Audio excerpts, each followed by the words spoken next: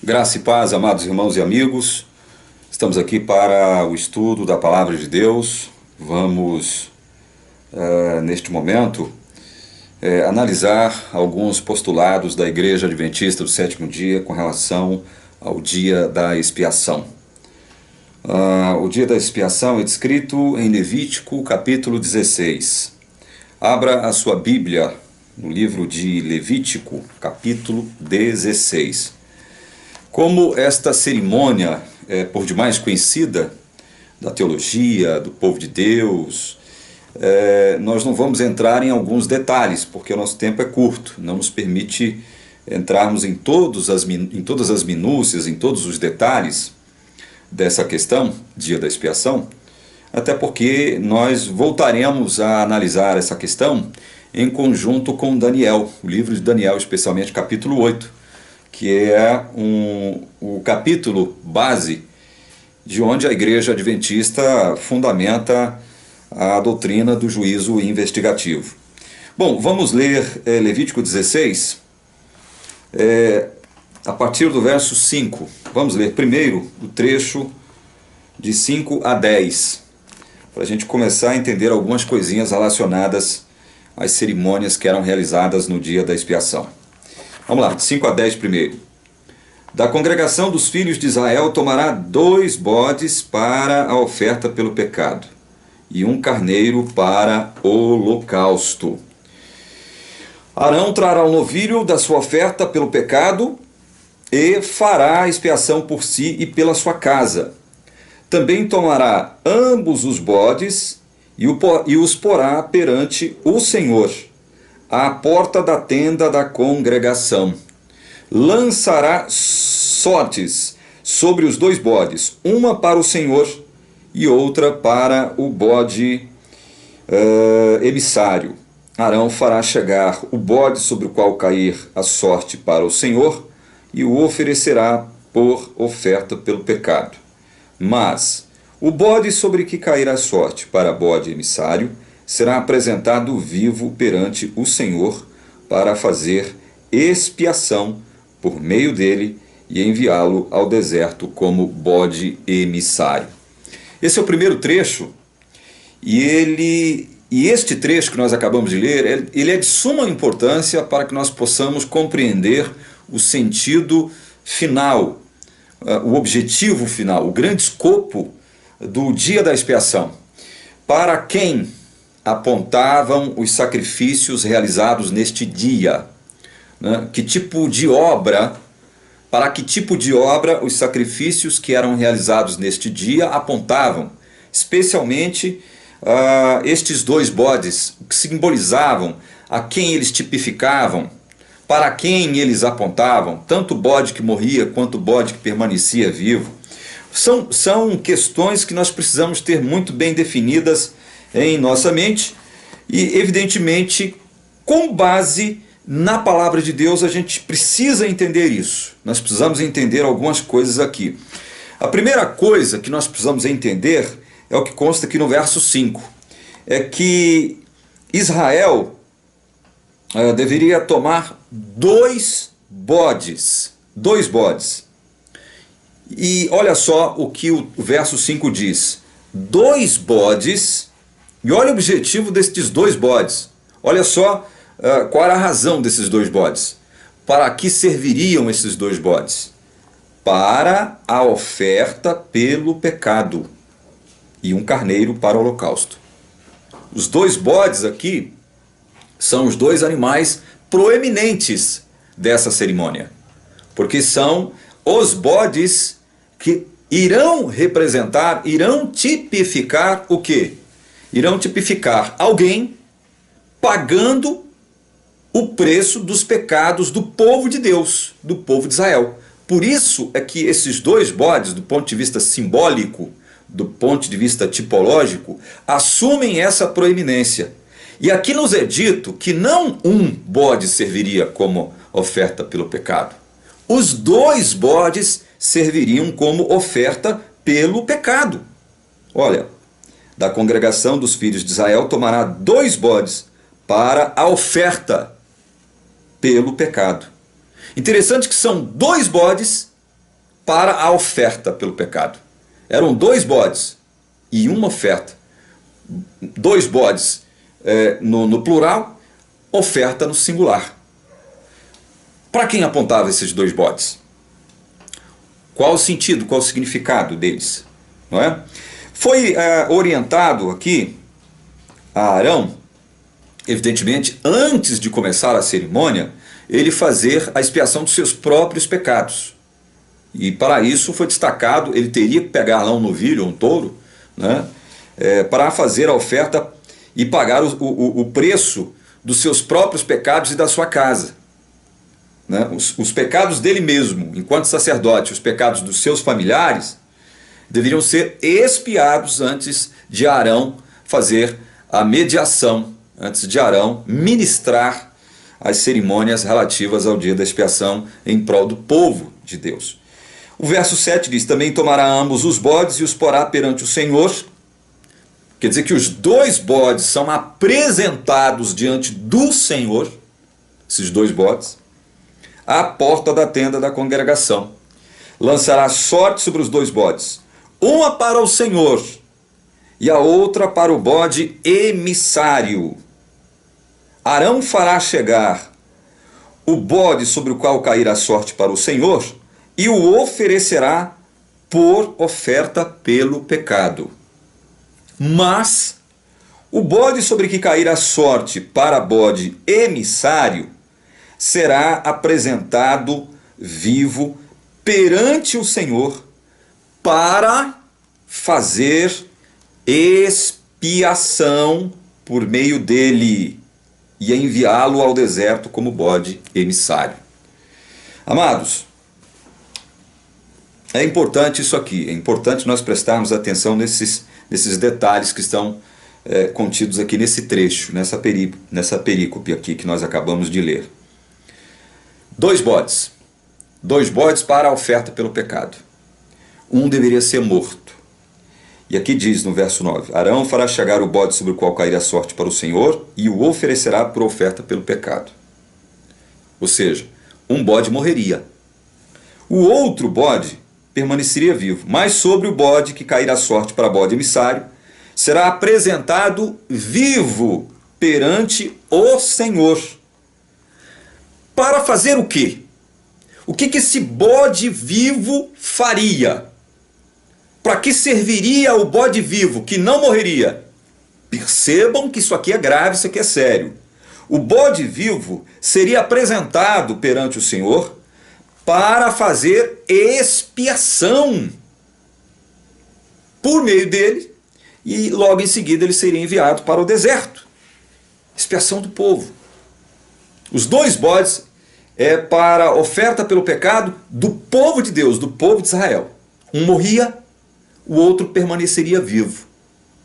Um serviria como oferta pelo pecado e o outro faria expiação. Eu aprendi ao longo dos anos em que eu estive na igreja adventista que o bode que morria era um tipo de Cristo e que o bode que permanecia vivo, chamado de bode Azazel, que é a palavra hebraica que aparece aqui para emissário, era um tipo de Satanás. Eu aprendi isso. E ao longo dos anos em que eu não me detive para estudar de forma honesta, de forma séria, comprometida, dedicada e cuidadosa o assunto, eu aceitei isso. Eu quero ler aqui, nós voltaremos a esse assunto quando formos tratar da doutrina do juiz investigativo. Portanto, eu não vou me delongar aqui nesse vídeo. Vou tratar dos pontos que interessam para os objetivos desse vídeo de hoje. Vejam, eu vou ler aqui a página 422, um trecho da página 422 do livro O Grande Conflito. Diz assim: verificou-se também que ao passo que a oferta pelo pecado apontava para Cristo como um sacrifício, e o sumo sacerdote representava a Cristo como mediador, o bode emissário tipificava Satanás, autor do pecado, sobre quem os pecados dos verdadeiros penitentes serão finalmente colocados. Quando o sumo sacerdote, por virtude do sangue da oferta pela transgressão, removia do santuário os pecados, colocava-os sobre o bode emissário. Quando Cristo, pelo mérito de seu próprio sangue, remover do santuário celestial os pecados de seu povo, ao encerrar-se o seu ministério, ele os colocará sobre Satanás, que, na execução do juízo, deverá encarar a pena final. O resto aqui não interessa, nós precisamos ganhar tempo.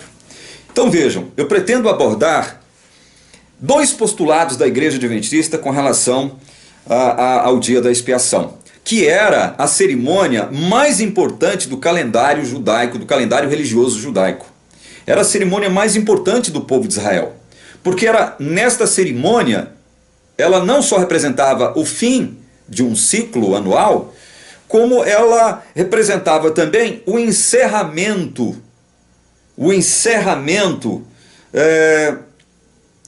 das consequências, das implicações do pecado sobre o povo de Deus.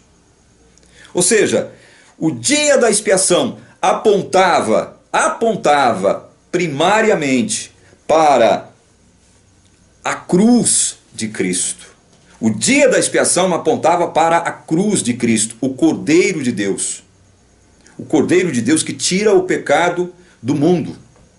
O Cordeiro de Deus que tira o pecado do povo de Deus que foi trazido de todas as nações, línguas, multidões, povo de Deus que foi trazido de todo o mundo. Então, nós temos que prestar atenção aqui nesses detalhes. Primeiro detalhe que eu apontei para vocês do verso 5. Os dois bodes, tanto que morria quanto que permaneceria vivo, foram apresentados para a oferta pelo pecado. Os dois. Um morria, o outro permaneceria vivo. Só que este que permanece vivo, o texto, é claro, o verso 10 de Levítico 16 diz que ele deveria fazer o quê? Expiação. O bode vivo deveria fazer expiação. Percebam que a expiação é a paga dos pecados.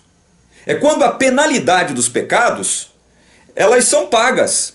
É quando a culpa é retirada do povo e é assumida por alguém. E nós sabemos quem foi que assumiu a culpa pelos pecados do povo de Deus. Nós sabemos.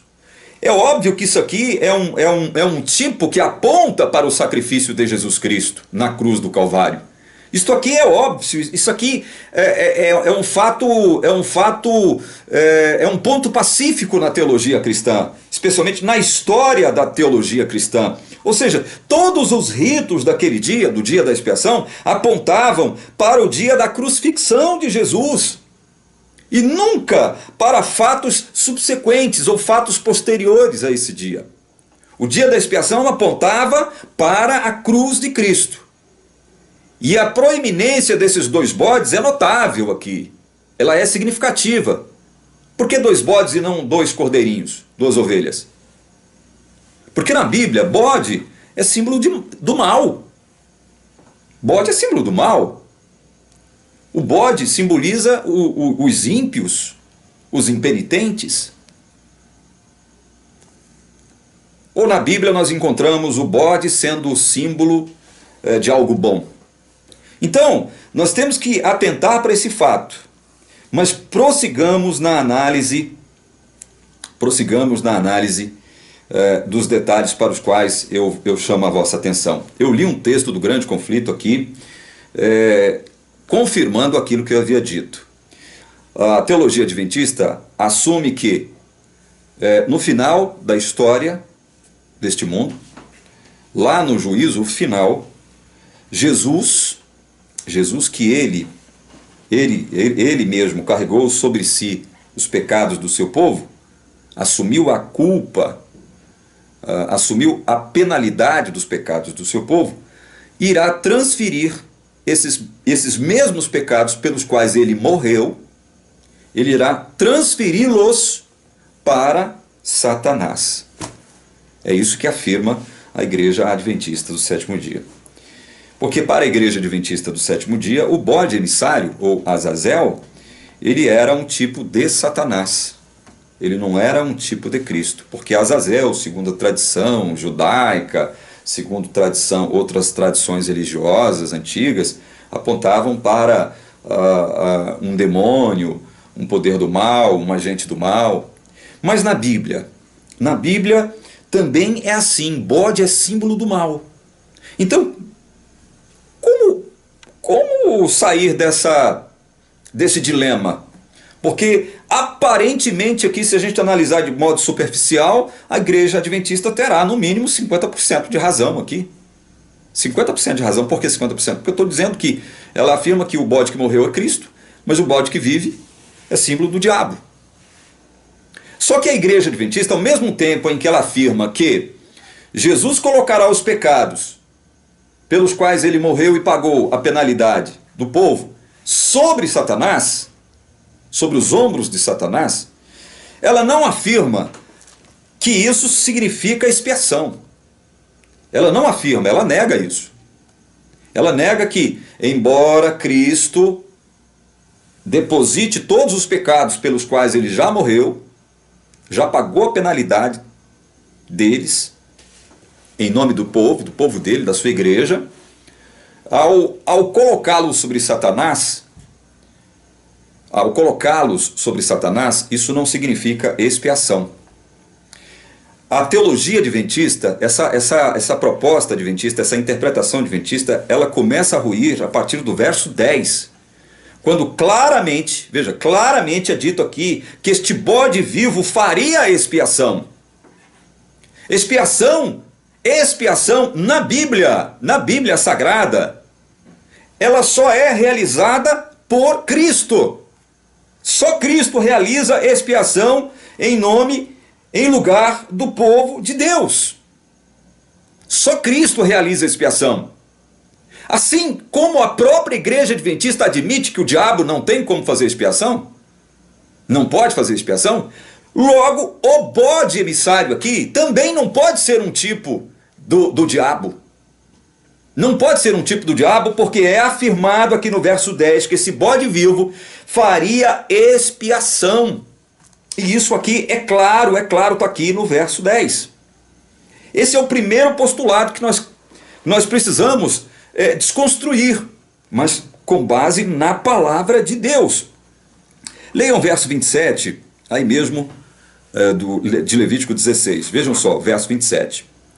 Mas o novilho e o bode da oferta pelo pecado, cujo sangue foi trazido para fazer expiação no santuário, serão levados fora do arraial, porém as suas peles, a sua carne e seu excremento se queimarão. Vejam, olha aqui, agora nós temos mais um detalhe sendo aclarado aqui. Quer dizer que os dois bodes fariam expiação? Sim, os dois bodes fariam expiação. Tanto o bode que morreu, quanto o bode que permaneceria vivo. Mas como então solucionar esse impasse, esse dilema que a igreja adventista propõe aqui, postulando que bode emissário, bode Azazel, é tipo de Satanás, é tipo do diabo? Ora, gente, nós não podemos fazer uma mistura aqui. Ou o bode que permanece vivo, é símbolo apenas do diabo, ou ele é símbolo de Cristo também. E é isso que a gente precisa ver aqui. E eu estou afirmando aqui por uma questão de honestidade, né, a palavra de Deus, que bode é sim símbolo do mal. Bode é símbolo do mal, sim. Na Bíblia, bode em nenhum lugar representa o bem. Agora vamos entender isso. Como e por que o bode aqui que faz expiação, assim como o animal que foi morto faz expiação, segundo o verso 27, como é que eles podem ser tipos de Cristo, como afirma todas as igrejas cristãs históricas honestas? Como afirmam todas essas igrejas cristãs honestas? Por que esses dois bodes são símbolos de Cristo? Por que eles são símbolos de Cristo? Sendo que bode na Bíblia é símbolo do mal. Vamos ver isso? Vamos começar entendendo o seguinte: quando Adão e Eva pecam no Éden, você vê que tudo começa lá, né? Tudo começa lá. Sempre que formos tratar da doutrina da salvação, da expiação, da justificação, da glorificação, temos que nos voltar para o Éden. A terra foi amaldiçoada depois do pecado de Adão. A terra recebeu maldição né? Depois do pecado de Adão. Percebam, não custa nada ler, vamos ler rapidinho, porque eu quero ganhar tempo. Vejam, Gênesis 3,14. Então o Senhor Deus disse à serpente: visto que isso fizeste, maldita és entre todos os animais domésticos e o és entre todos os animais selváticos. Rastejarás sobre o teu ventre e comerás pó todos os dias da tua vida. Eu tenho aqui um outro símbolo do mal. Eu tenho aqui um outro símbolo do mal. A serpente é um símbolo do mal. Bode era um símbolo do mal, mas a serpente também era um símbolo do mal. Como é que a gente prova isso? Primeiro, Deus está dizendo que, olha, visto que isso fizeste, maldita és entre todos os animais domésticos. Maldita és. Serpente maldita. Carregando o quê? Maldição. Abram aí em Números, capítulo 21, verso 8. Vamos entender. A Bíblia é maravilhosa por isso, né? Nós entendemos um texto nos valendo de outros textos correlatos, não é? Outros textos vinculados. E isso é maravilhoso. Isso a gente precisa aprender a fazer. Vejam, Números 21, verso 8 diz assim: disse o Senhor a Moisés: faze uma serpente abrasadora, põe-na sobre uma haste, e será que todo mordido que a mirar viverá. Ora, meu Deus do céu, como entender isto? Se a serpente era um símbolo do mal, símbolo de maldição, e o povo então ali no deserto estava sendo acometido por mordidas de serpentes, mas o interessante é o seguinte, é que Deus dá uma ordem aparentemente estranha, aparentemente incoerente para Moisés. Olha, faz uma serpente abrasadora, põe-a sobre uma haste, e será que todo mordido que a mirar viverá.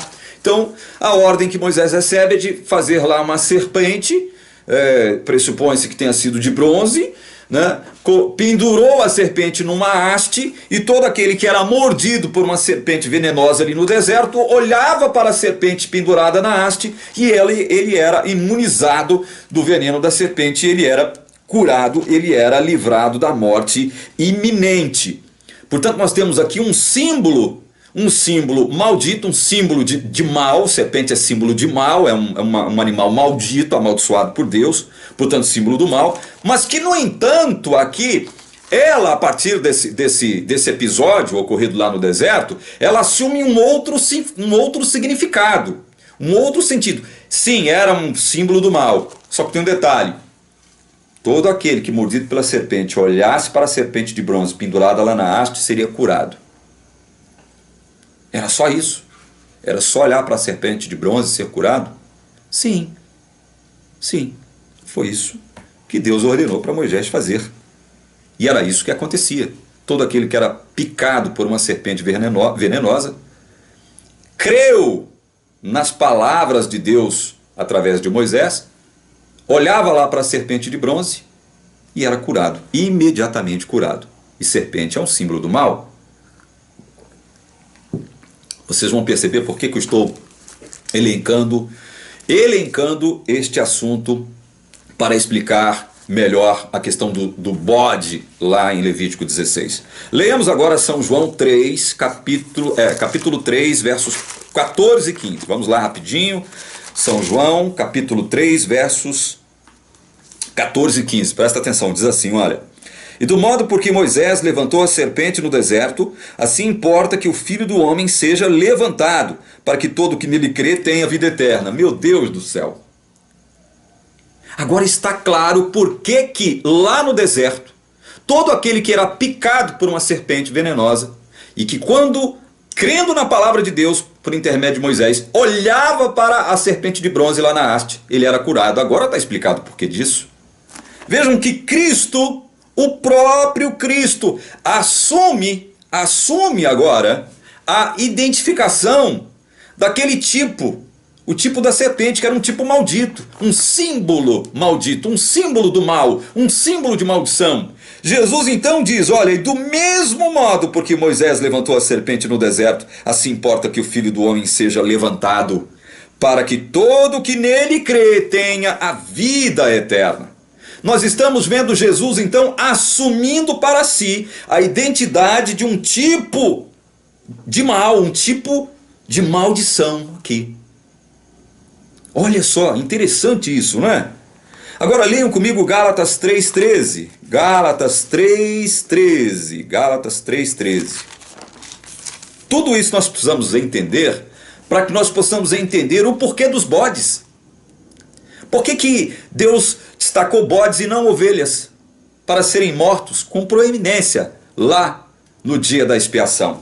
Gálatas 3,13 diz assim: Cristo nos resgatou da maldição da lei. Olha aqui, olha o segredo aqui. Fazendo-se ele próprio maldição em nosso lugar.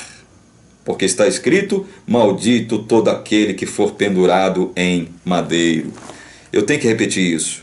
Cristo nos resgatou da maldição da lei, fazendo-se ele próprio maldição em nosso lugar. Vocês estão começando a entender agora? Estão começando a entender o sentido dos bodes? Especialmente daquele bode que permaneceria vivo? Estão começando a entender agora a importância disso? Cristo fazendo-se maldição por nós. Fazendo-se maldição por nós. Cristo assumindo a identificação com um símbolo do mal. Um símbolo de maldição. Para fazer-se maldição em nosso lugar. No seu lugar. Viu como isso é maravilhoso? Está percebendo a grandeza do evangelho contido nesses símbolos, nesses tipos? Está percebendo? Vamos adiante. 2 Coríntios 5, 21. 2 aos Coríntios, capítulo 5, verso 21. 2 Coríntios 5, 21. Diz assim o texto: aquele que não conheceu o pecado, ele o fez pecado por nós, para que nele fôssemos feitos justiça de Deus. Ele o fez pecado por nós. Cristo se fez pecado por nós.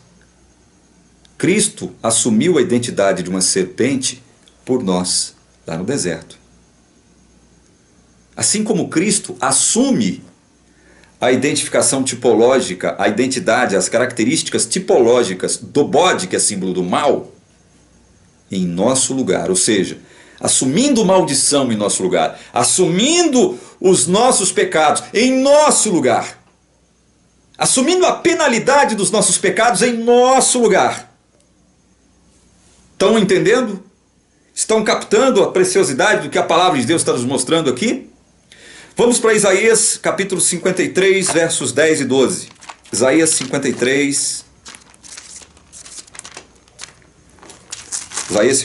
versos 10 e 12. Diz assim: todavia ao Senhor agradou moê-lo, fazendo-o enfermar. Quando der ele a sua alma como oferta pelo pecado, verá a sua posteridade e prolongará os seus dias, e a vontade do Senhor prosperará nas suas mãos. Ele verá o fruto do penoso trabalho de sua alma e ficará satisfeito. O meu servo, o justo, com seu conhecimento, justificará a muitos, porque as iniquidades deles levará sobre si. Por isso eu lhe darei muitos como a sua parte, e com os poderosos repartirá ele o despojo, porquanto derramou a sua alma na morte. Foi contado com os transgressores. Contudo, levou sobre si o pecado de muitos, e pelos transgressores intercedeu. Vejam. Gente, como é que a Igreja Adventista, a teologia da Igreja Adventista, pode afirmar, com a consciência tranquila, de que no final das contas, Satanás acabará levando os pecados do povo de Deus, carregando os pecados do povo de Deus? Como? Com base em que texto bíblico, com base em que revelação bíblica eles podem afirmar isso? Nós já vimos que aqui em Levítico 16, verso 10, o bode que permaneceria vivo, o bode cuja a Igreja Adventista aponta como sendo um símbolo do diabo, ele faria expiação. Tanto quanto o bode que morria fazia expiação, segundo o verso 27. Como então que a Igreja Adventista pode afirmar que o bode vivo vai carregar os pecados Porque Cristo, no final das contas, segundo o entendimento da teologia da igreja, vai depositar todos os pecados do povo de Deus sobre ele e não fará expiação. Seria mais interessante para a igreja adventista, já que ela se meteu no meio da lama, do lodo, né, se embrenhar todo no lodo, de forma completa, né? Conclusiva, cabal. Se afundar, atolar mesmo no lodo. No lodaçal que ela mesmo criou, né? Seria mais interessante para a igreja falar, não, realmente, ele vai fazer expiação no final das contas. Porque veja, o verso 10 está dizendo que o bode vivo faria expiação, tanto quanto o bode que morreria. E veja, eu acabei de mostrar para vocês aqui agora o porquê dos bodes. Bode era símbolo do mal, sim. Eu não preciso, eu não preciso me reportar ao Targum, aos escritos babilônicos, mesopotâmicos, caldeus, ou seja lá de onde, para afirmar, ou até mesmo do povo judeu, né, com Targum, que o bode Azazel aqui era um símbolo do mal. Sabe onde é que a igreja adventista vai buscar esse entendimento? Além dessas tradições que eu citei, no livro de Enoque. Um livro que não é canônico. Não significa que livros não canônicos não possam conter verdades afirmadas na Bíblia. Agora, daí eu ter que assumir um livro canônico para assumir algo que a Bíblia não diz, esse é o erro gravíssimo da igreja adventista. E depois eu que sou o infante em teologia, não é? Depois eu que sou a criança em teologia, segundo o bebezão. Eu sou uma criança mesmo. Eu sou uma criança em teologia, porque eu não sei nada. Eu não sei nada ainda. E por incrível que pareça, quem me conhece sabe, porque eu afirmo isso, quanto mais eu estudo a Bíblia, quanto mais eu conheço a palavra de Deus, mais eu tenho a sensação de que eu nada conheço. Por quê? Porque este conhecimento sobre o qual eu me debruço há 24 longos anos, que é o tema do Evangelho da Salvação, ele é infinito, porque ele é oriundo de Deus, e Deus é infinito, eu não posso abarcá-lo, eu não posso alcançá-lo em sua profundidade, como diz Paulo em Romanos 11:33, olha, ele é insondável, ele é inescrutável. Por isso eu sou uma criança, quanto mais eu estudo, mais eu me sinto distante daquele conhecimento perfeito. É claro que eu sou uma criança, viu, bebezão? Nesse ponto você não errou não, eu sou uma criança. Só que tem um detalhe, bebezão, quando você estava entrando na igreja adventista, eu estava saindo, você é um bebê para mim, em teologia você é um bebê.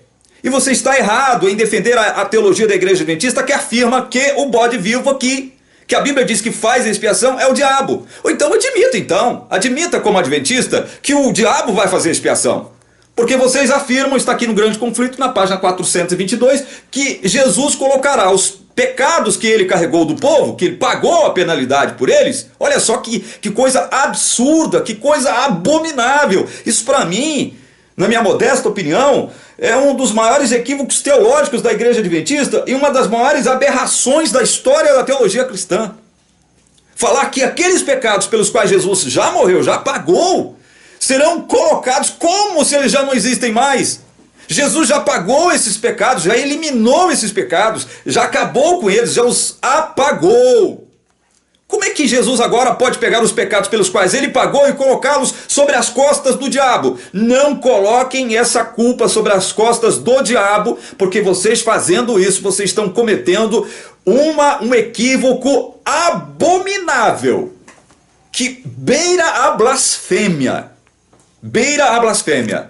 Porque a Bíblia não diz em canto nenhum, em lugar nenhum, em livro nenhum, que uma criatura, seja ela anjo ou homem, tenha carregado os pecados ou de alguém para o quê? Para expiar os pecados de alguém. De modo salvífico, como Cristo fez? Não, senhor. Não, senhor. Não vem com esse papo para cima de mim, não. Mateus 8,17. Vamos ler que o tempo está passando. Mateus 8,17.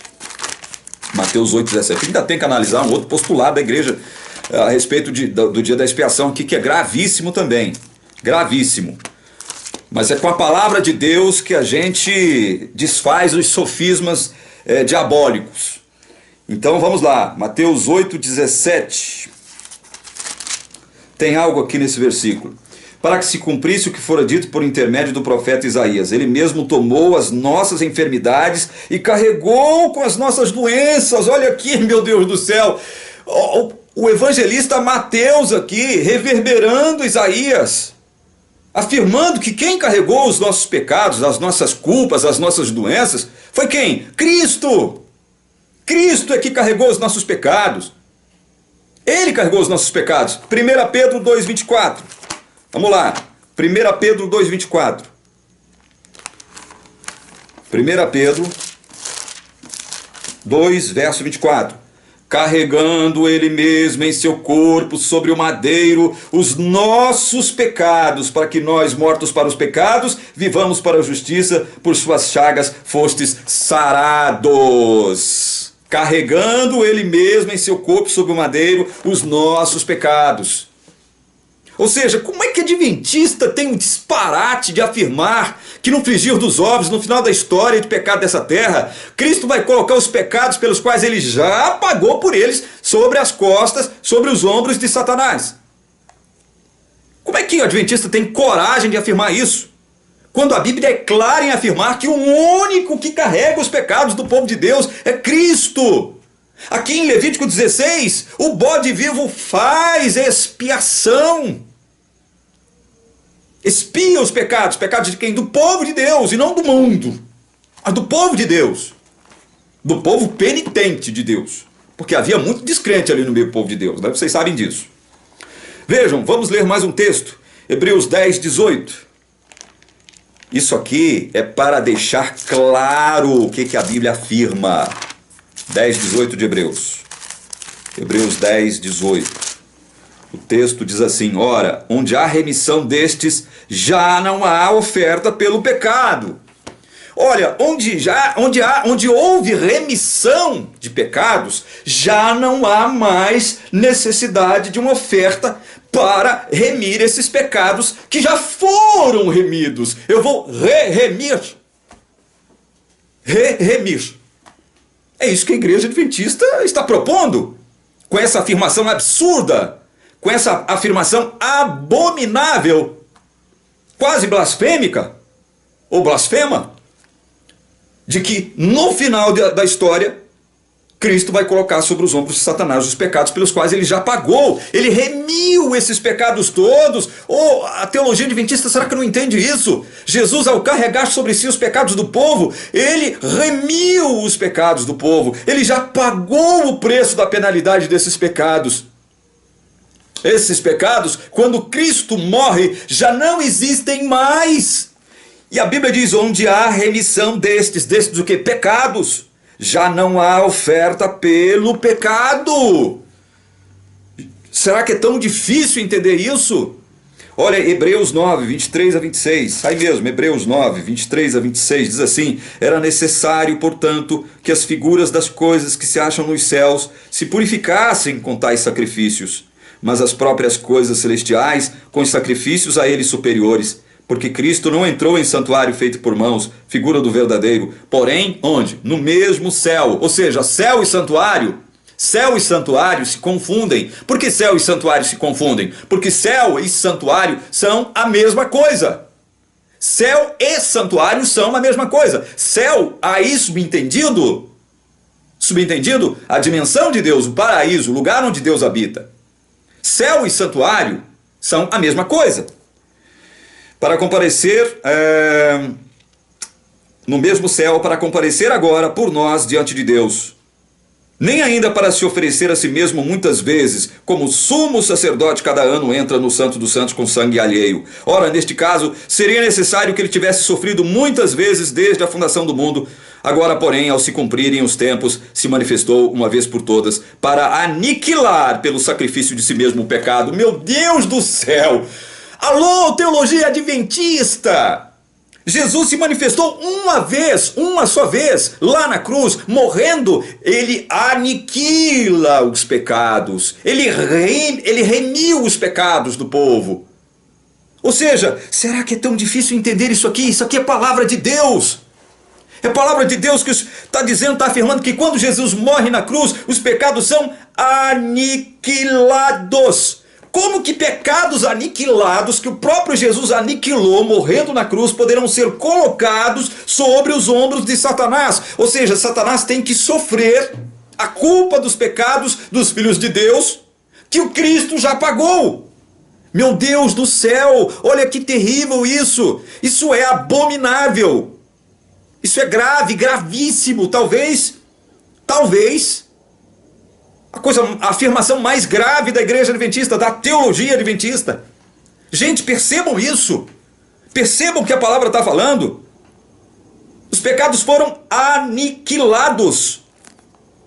E o dia da expiação, tem um outro detalhe, o dia da expiação, ele não constitui um processo. Ele não se prolonga através dos dias subsequentes. O dia da expiação era o dia da expiação. Todos aqueles sacrifícios que eram realizados no dia da expiação apontavam para um sacrifício: a cruz de Cristo, a morte de Cristo na cruz. Não era um processo que se iniciava depois ali. Todos os pecados do povo de Deus, o povo penitente de Deus, eram ali aniquilados, como diz a palavra de Deus, eram ali remidos. Paga toda a culpa. Aquele dia, por sinal, era o quê? Olha o verso 31. Versos 29, 30 e 31 de Levítico 16. Só um detalhe, tá? 29, 30 e 31 de Levítico 16. Isso vos será por estatuto perpétuo. No 7º mês, aos 10 dias do mês, afligireis a vossa alma, e nenhuma obra fareis, nem o natural, nem o estrangeiro que peregrina entre vós. Porque naquele dia se fará expiação por vós, para purificar-vos. Expiação para quê? Para purificar o povo. Por quê? Quando Cristo morre na cruz, quando aquele animalzinho, aquele bode, que era morto ali, ele era morto, era um tipo de Cristo, quando ele morre, ele está remindo os pecados do povo, está pagando a penalidade do povo de Deus, está pagando a penalidade do povo de Deus. E o que é vivo também, o que é vivo recebe a carga de pecados, carrega sobre si a carga de pecados. Um morre, outro permanece vivo. Será que isso nos diz alguma coisa a respeito da natureza de Jesus? Deus, 100% Deus, 100% homem? 100%, enquanto 100% Deus, ele não morre. Não pode morrer. Deus não morre. Enquanto 100% homem, ele pode morrer. Isso é um mistério. É um mistério isso. É um mistério. Mas aquele bode que permanecia vivo era um símbolo de Jesus. Continuemos o texto. Porque naquele dia, verso 30, se fará expiação por vós para purificar-vos, e sereis purificados de todos os vossos pecados, perante quem? Perante o Senhor. Ou seja, todos os pecados do povo eram pagos naquele dia. Naquele dia. E olha, verso 31. É sábado de descanso solene para vós outros, e afligireis a vossa alma. É estatuto perpétuo. É sábado. Era um grande sábado. O sábado mais importante do calendário religioso judaico. Ou não era? Aquele sábado era ou não era importante? Aquele sábado simbólico, tipológico, foi quando Jesus morreu. Porque era para este fato histórico hoje, para nós, que apontava o mandamento do sábado. Quando Deus pede, olha, não faça nenhuma obra, não carregais cargas, não acenda fogo, não faça isso nem aquilo, observa o sábado, guarda o sábado, santifica o sábado. Ele estava querendo dizer o seguinte, olha, eu não vou aceitar nenhuma obra de vocês. Eu já preparei alguém que vai substituir a penalidade de vocês na cruz. Alguém vai morrer para pagar todos os pecados de vocês, a culpa de vocês. Vocês serão purificados por alguém na cruz. É para isso que o sábado deve lembrá-los. É para isso que o sábado deve levar. É para esse ponto, é para esse sacrifício que o sábado deve levá-los. Deve conduzi-los, deve apontar esse caminho para vocês. E muita gente não entende isso. Muito adventista ainda não entendeu isso. E fica me jogando pedra aqui na TV Caminho Livre, né? Fica me crucificando aqui. Ainda bem que Jesus já morreu por mim. Ainda bem. Então, vejam. Isso aqui são detalhes importantíssimos. E eu estou tratando de desconstruir apenas um postulado da Igreja Adventista com relação a este assunto. Um outro detalhe importante é o seguinte, é que o bode que permanecia vivo, segundo aí o verso 22 de Levítico 16, aquele bode levará sobre si todas as iniquidades deles quem? Povo de Deus, né? Para a terra solitária. Para a terra solitária. Gente, tanto o bode que era morto, veja, verso 27 de novo, mas o novilho e o bode da oferta pelo pecado, cujo sangue foi trazido para fazer expiação no santuário, serão levados fora do arraial. Fora do arraial. Tanto o bode que era morto, quanto o bode que permanecia vivo, eles cumpriam a sua função tipológica fora do arraial. O que significa isso? O que significa isso? É mais uma prova de que os dois bodes apontavam para Cristo. Para Cristo. Abre em Hebreus capítulo 13, versos 12 e 13. Por isso foi que também Jesus, para santificar o povo pelo seu próprio sangue, sofreu fora da porta. Saiamos, pois, a ele fora do arraial, levando o seu vitupério. Por que o bode vivo, então, tem que ser mandado para fora do arraial? Por quê? E também por que o bode que foi morto, cujo sangue foi levado lá para dentro do Santo dos Santos, por que aquele bode que foi morto tinha que ser levado para fora do arraial, para ser queimado fora do arraial? Por quê? Porque Jesus sofreu fora das portas. Era um símbolo de Cristo. Saiamos, pois, a ele, fora do arraial, levando o seu vitupério. Amados, esse é um ponto. Esse é um ponto. Fica claro aqui que tanto um bode quanto outro bode são símbolos de Jesus, que se fez mal, que se fez maldição em nosso lugar, que se fez pecado em nosso lugar. E bode é sim símbolo de pecado. Bode é sim um símbolo do mal. Mas porque Cristo assume? Porque Cristo se fez pecado por nós. Cristo se fez maldição em nosso lugar. Cristo assume o mal. Todo aquele mal que nós provocamos e que nós produzimos, assume para pagar essa culpa que tinha que ser paga. O salário do pecado é a morte. Então esse é um argumento que cai por terra. A afirmação da igreja adventista, da teologia adventista, dando conta de que o bode vivo era um símbolo do diabo. O bode vivo era símbolo do diabo. Quando a gente viu aqui que o bode vivo fazia expiação. Fazia expiação. E expiação, o único que faz, o único que realiza expiação pelo povo de Deus é quem? É Cristo. É Cristo. Amados, eu preciso evocar aqui rapidinho o outro postulado da Igreja Adventista com relação ao dia da expiação. Eu vou procurar ser breve, porque isso aqui, nós ainda iremos repercutir isso aqui num outro estudo, como eu disse. Bom, a Igreja Adventista afirma aqui no livro Questões sobre Doutrina algumas coisas interessantes sobre o dia da expiação, sobre a questão do sangue. O sangue que era derramado nos sacrifícios diários, no Tamid, que era o sacrifício diário, né? E também o sangue que era derramado no dia da expiação. Segundo o entendimento da Igreja Adventista, aqui na página 308 do livro Questões sobre Doutrina, veja, eu vou ler aqui o trechinho. Quando o sangue era aspergido, está tratando aqui dos sacrifícios diários, eu estou resumindo aqui porque a gente tem pouco tempo. Quando era aspergido o sangue, registrava-se o pecado no santuário. Esse sangue ao qual o livro aqui se refere é o sangue dos sacrifícios diários. Então a igreja afirma, a teologia da igreja afirma, inclusive tomando aqui um versículo de Jeremias, tirando ele completamente do seu contexto, a teologia da igreja adventista afirma que aquele sangue que era derramado nos sacrifícios diários, ele servia para registrar o pecado no santuário. O povo era perdoado, o povo que participava ali dos sacrifícios diários. O povo era perdoado.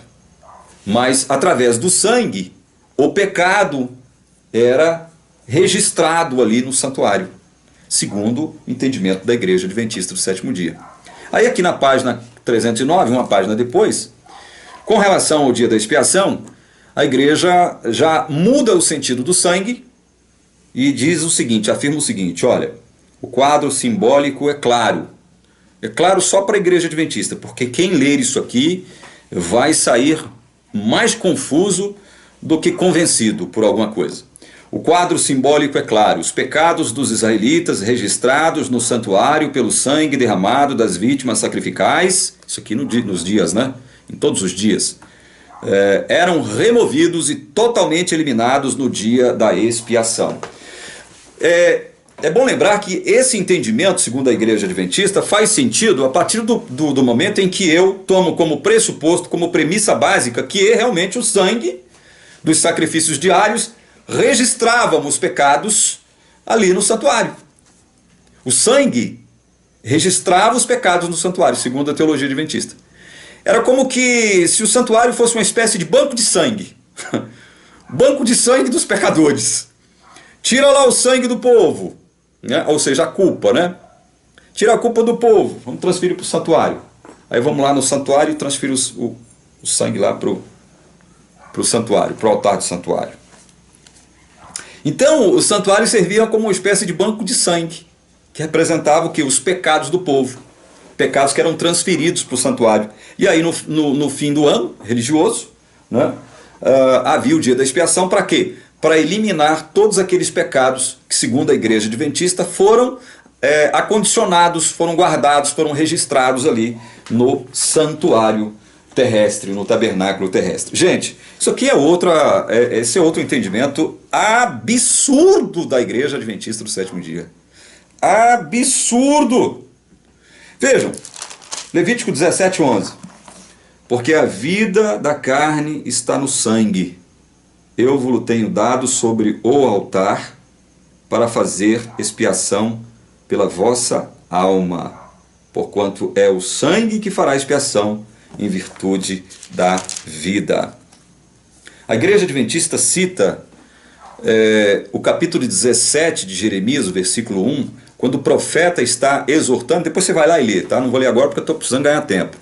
Então a igreja cita Jeremias 17:1 para afirmar que o pecado de Judá está, abre aqui uma chave, 3 pontinhos, gravado, outra chave, 3 pontinhos, nas pontas dos seus altares. Então a igreja tira do contexto Jeremias 17:1 para afirmar um postulado que é unicamente seu. Qual é o postulado que é unicamente seu? De que o sangue do cordeirinho que era morto no sacrifício diário registrava pecados ali no santuário, transferia os pecados do povo para o santuário. Tira do contexto de Jeremias 17:1, que se você for lá e ler, você vai ver que o profeta está advertindo o povo que estava sacrificando para ídolos em vários altares, altares que para uns eram secretos, uns não sabiam que existiam, outros sabiam, né? Lógico, sabia quem praticava a idolatria ali neles.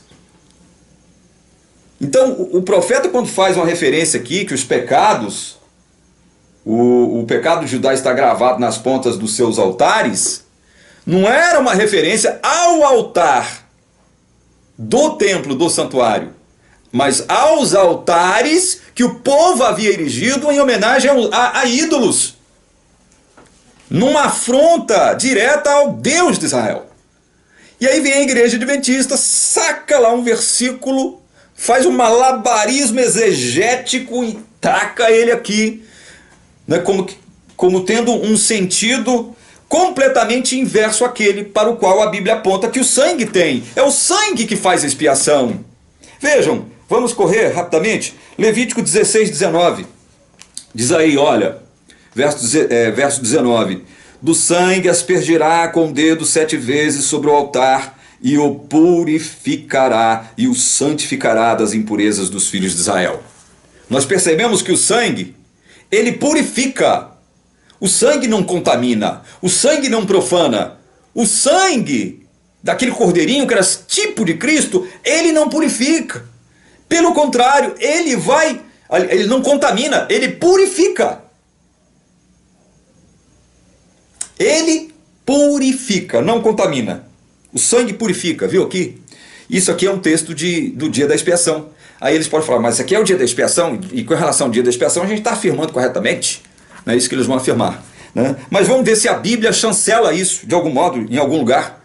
Porque a Bíblia não afirma isso. Que o sangue do cordeirinho que era morto e aspergido no altar ali diariamente, transferia pecados do povo pro santuário, profanando-o. O tipo assim, registrando o pecado ali. Ou seja, não era uma forma de purificar o sacerdote, que era uma representação de Cristo, e o próprio santuário, que era um símbolo do santuário celeste, do santuário de Deus, o lugar onde Deus habita. Não é? Vamos ver se a Bíblia chancela isso. Mateus 26, 28. Mateus 26, 28. É o símbolo do sangue. Não é? A Bíblia não dá outro significado para o sangue. Mateus 26, 28. O sangue é sagrado porque no sangue há vida. E só sangue pode fazer expiação. Diz o texto bíblico lá, Levítico. Mateus 26, 28 diz assim: porque isto é o meu sangue, o sangue da nova aliança derramado em favor de muitos para a remissão de pecados.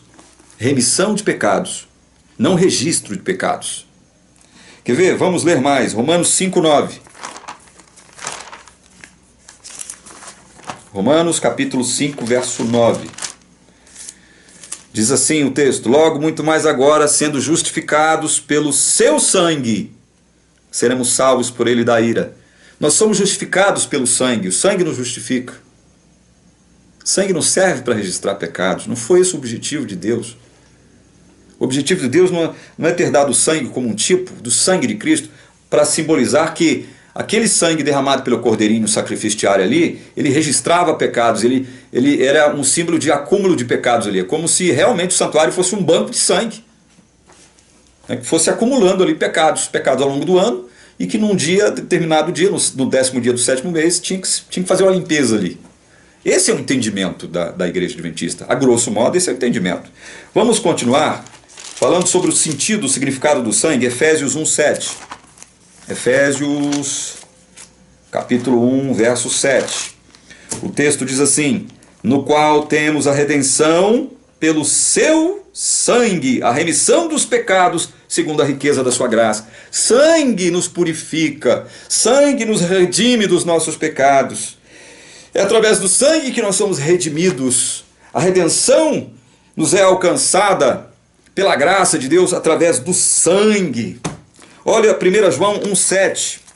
Vejam o que a Bíblia fala sobre o sangue, sobre o sentido do sangue, o significado do sangue. E o significado do sangue, segundo a Bíblia, não é o mesmo significado assumido pela teologia da Igreja Adventista. 1 João 1,7 diz assim: se porém andarmos na luz como Ele está na luz, mantemos comunhão uns com os outros, e o sangue de Jesus, seu Filho, nos purifica de todo pecado. Glória a Deus. Sangue não contamina. O sangue do cordeirinho não contamina. O sangue do cordeirinho derramado lá no sacrifício diário, ele também purificava. Ele era um tipo apontando para outro tipo. O serviço diário apontava para o quê? Qual o serviço? O último serviço, o dia da expiação. A festa de pães asmos, festa das tendas, festa das colheitas. Todas elas apontavam para algo superior a eles mesmos enquanto símbolos, enquanto tipos. Vejam, abram agora em Hebreus capítulo 9. Vamos ler capítulo 9 de Hebreus, rapidinho, estou terminando. capítulo 9 de Hebreus. Vamos ler primeiro o verso 14. 9:14 diz assim: muito mais o sangue de Cristo, que pelo Espírito eterno a si mesmo se ofereceu sem mácula a Deus, purificará a nossa consciência de obras mortas, para servirmos ao Deus vivo. Sangue purifica. Leiam agora os versos 22 e 23, aí mesmo, de Hebreus 9. 22 e 23 diz assim: com efeito, quase todas as coisas, segundo a lei, se purificam com sangue, e sem derramamento de sangue não há remissão. Olha que coisa clara. Olha o verso 23. Era necessário, portanto, que as figuras das coisas que se acham nos céus se purificassem com tais sacrifícios, mas as próprias coisas celestiais com sacrifícios a eles superiores. É óbvio que isso aqui é uma referência, é uma comparação dos sacrifícios que eram realizados lá, no período do tabernáculo terrestre, com o sacrifício de Cristo, que foi superior, que purificou o quê? O santuário celestial. Quer dizer então que o santuário celestial já foi purificado? Já. O santuário celestial já foi purificado. Mas como? Quando? Na cruz. Quando Cristo derrama o sangue dele na cruz. Todos os pecados do povo, quando o povo pecava, o povo contaminava o santuário com seus pecados. Isso a gente vai ver aqui agora. Quer ver? Vocês querem verem uma prova de como isso é tremendo? Leiam comigo Levítico, aí mesmo, Levítico, capítulo 20.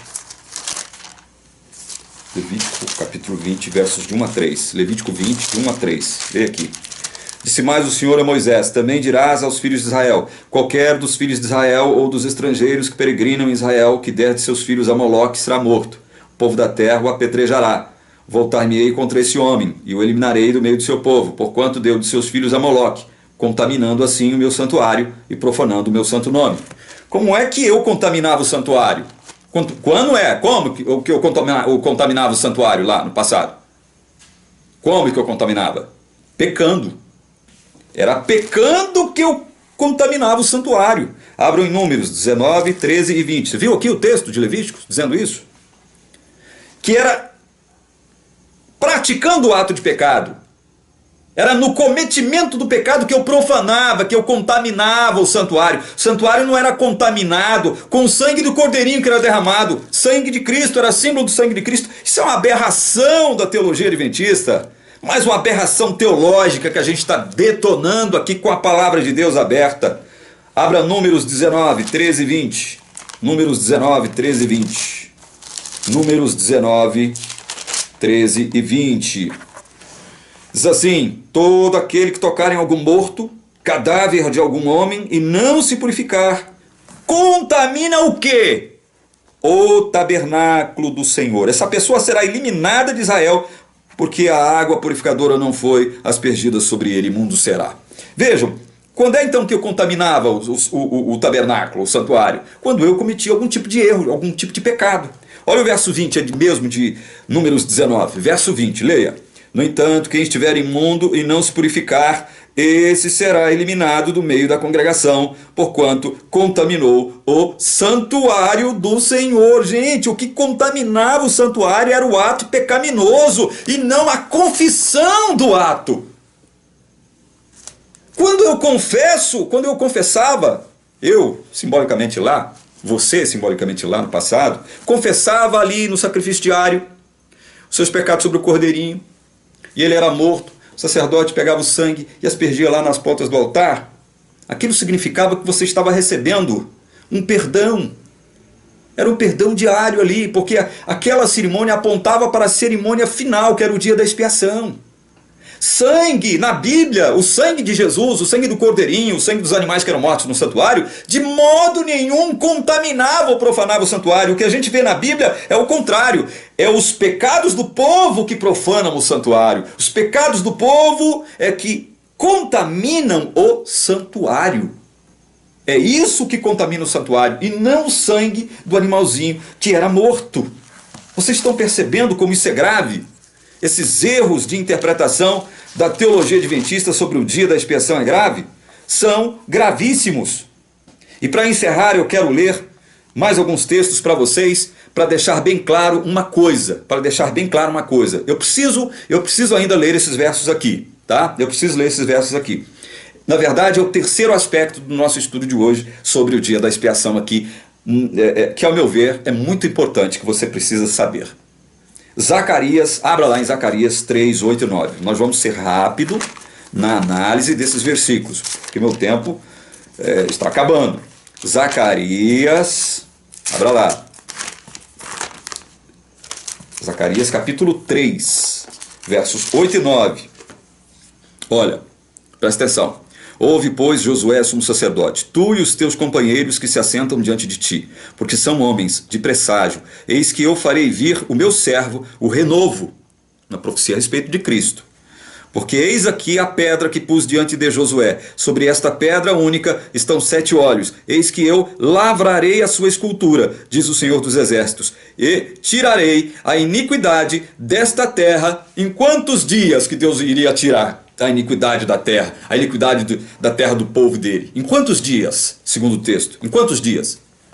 Num só dia. Num só dia. Deus iria tirar a iniquidade do povo, da terra do povo dele, em um só dia. Romanos capítulo 5. Vamos lá para Romanos agora, rapidinho, abre aí. Romanos capítulo 5. Esse é um aspecto importantíssimo que eu quero com o qual eu quero encerrar o estudo bíblico de hoje. Capítulo 5, nós vamos ler o verso 18. Romanos capítulo 5, 18. Presta atenção nisso aqui, olha. Pois assim como por uma só ofensa veio o juízo sobre todos os homens para a condenação, assim também por um só ato de justiça veio a graça sobre todos os homens para a justificação que dá vida. Um só ato de justiça, realizado em um só dia. Que dia era esse? Dia da expiação. Quando Deus declarou em Levítico 16, ali no final, nós lemos que ao final da cerimônia, os pecados do povo estavam todos perdoados, o povo estava purificado. Pronto, passa a régua e fecha a conta. Olha, Hebreus 7, 27. Hebreus 7, 27. A palavra de Deus é maravilhosa. Não adianta a teologia adventista vir com churumelas para cima da gente. A igreja adventista jamais conseguirá derrotar a palavra de Deus. Veja, Hebreus 7, 27 diz assim: que não tem necessidade, como os sumos sacerdotes, de oferecer todos os dias sacrifícios, primeiro por seus próprios pecados, depois pelos do povo, porque fez isto uma vez por todas, quando a si mesmo se ofereceu. Uma vez por todas. Em um só dia, Deus tiraria os pecados da terra do povo dele. Um só ato de justiça. Uma vez por todas, porque foi o único sacrifício de Cristo na cruz que valeu por tudo. Tudo, e todos os sacrifícios que os sumos sacerdotes e sacerdotes realizaram no passado se cumpriram ali na cruz de Cristo. Uma vez por todas. Viu como isso é importante? Agora, abram aí em Hebreus 9, 26. Aí mesmo, Hebreus 9, 26. Está fácil da gente achar agora. Ora, neste caso, seria necessário que ele tivesse sofrido muitas vezes desde a fundação do mundo. Agora, porém, ao se cumprirem os tempos, se manifestou uma vez por todas para aniquilar pelo sacrifício de si mesmo o pecado. Uma vez. Só uma vez. Não é um processo. Um processo que levará tempo e mais tempo. Como a igreja adventista está afirmando que esse processo de eliminação de pecados começou em 1844. Uma das maiores mentiras já contadas no mundo cristão, no meio cristão. Não é um processo. Nós estamos vendo isso na Bíblia. Hebreus 10, 10.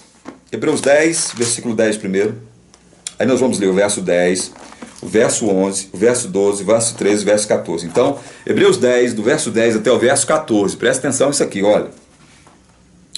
Nessa vontade é que temos sido santificados mediante a oferta do corpo de Jesus Cristo. Quantas vezes? Uma vez por todas.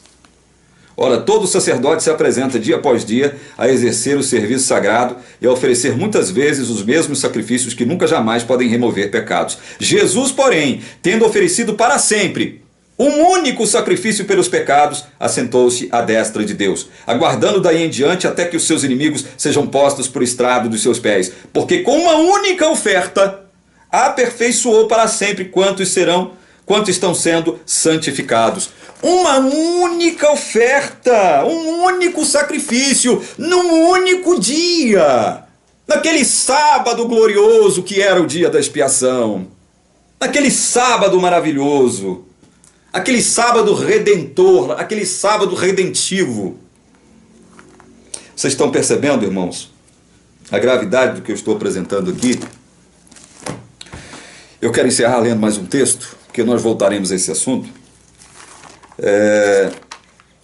para afirmar para vocês o seguinte: o dia da expiação apontava para a cruz de Cristo e não para fatos subsequentes à cruz de Cristo.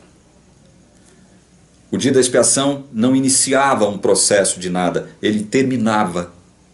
Ele terminava, era o encerramento, era o fechamento, era a chancela de Deus concedendo perdão e purificação para o seu povo. Era isso que simbolizava o dia da expiação.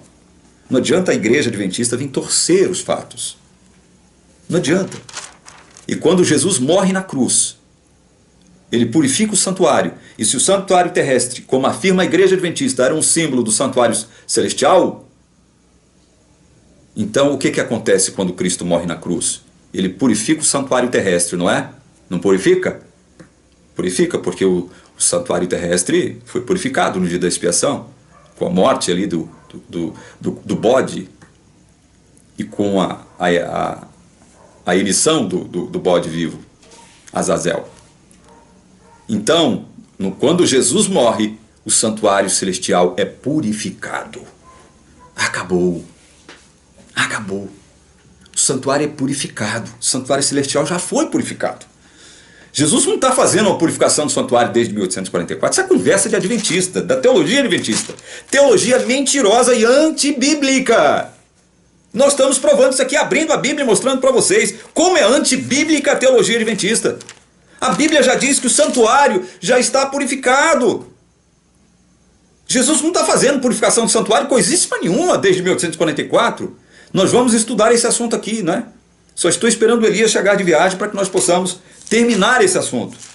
Juízo investigativo. E mostrar para vocês como a teologia da igreja adventista é desonesta, é fraudulenta, é antibíblica.